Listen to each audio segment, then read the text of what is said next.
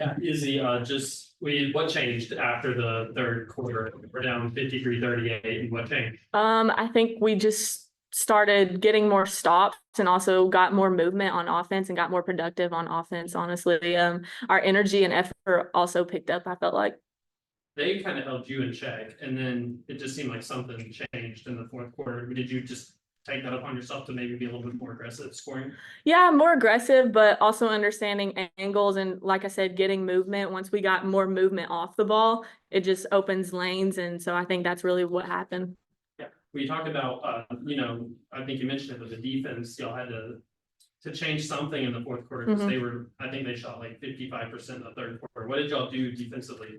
Well, before the fourth quarter started, Coach Todd just came in the huddle and he was like, look, we've got to have a really great defensive quarter to win this game. We've got to hold them to 10 points. Honestly, that's how good our defense has to be. So we were like, we either do this or we don't. We either want this bad or we don't. And my team wanted it.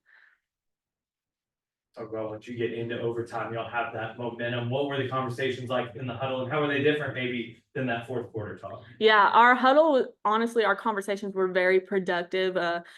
Things that were happening in the game, we could point them out and fix them really quick. And my team just showed a lot of grit and energy. Like you could tell everybody in that huddle wanted to win. So I think that's what carried us over.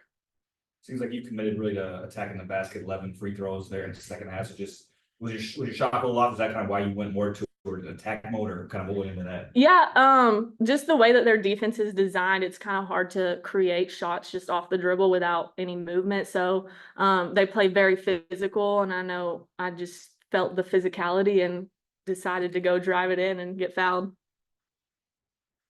Talk about Kiki and kind of the chemistry that you two are forming. Where do you have you seen that progress? Yeah, it's been great.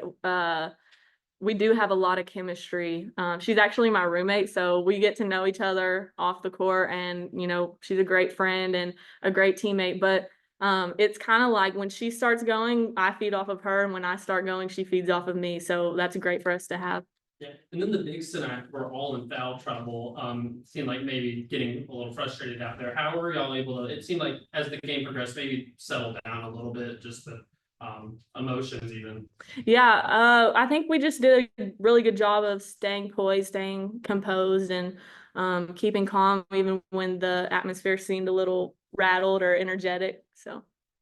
And then with you just being a Batesville girl, kind of in the state within the rivalry there, does it mean a little extra kind of doing it to a team from within the state? Yeah, for sure. It's Little Rock's always been a tough team. I played on the past couple of years, so just I had a lot of people from back home here, so it meant a lot more.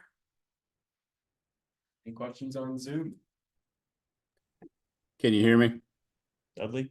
Yes. Yeah. Izzy, talk a little bit about being a leader out there, and you've been in a lot of games over the years. Not a lot of your teammates have been. Just talk to them about being a leader coming down the stretch there.